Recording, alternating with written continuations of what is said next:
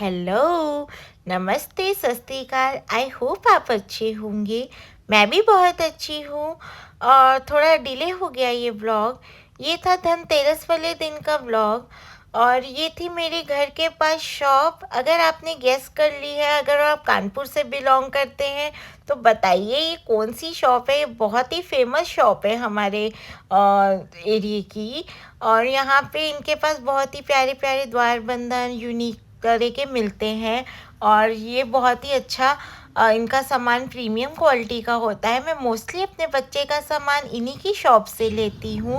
और फिर हम खाना पीना खाकर रात को निकल गए अपनी दिवाली की शॉपिंग करने के लिए। कौन कौन लोग दिवाली की शॉपिंग ऐसे बाजार में घूम के करते हैं, मुझे कमेंट करके बताएं। और ये हो रहा था वहाँ पे पूजा। और यहाँ पे भैया बहुत बढ़िया डमरू बजा रहे थे।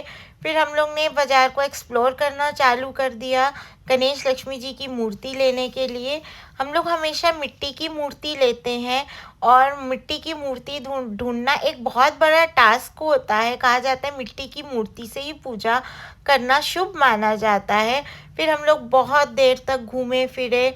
और फिर हम लोग एक शॉप पे गए जहाँ पे हमें मिल रही थी मिट्टी की मूर्ति। हमने पैक करा ली और ये हम खोलेंगे जिस दिन गणेश लक्ष्मी जी की पूजा करेंगे उस दिन हम इस मूर्ति को खोलेंगे और दिखाएंगे। और फिर हमने अपने मंदिर के और भी भगवान जी के लिए सामान ले लिया। इस दिन हम बहुत शॉपिंग करते हैं भगवान जी के लिए अपने।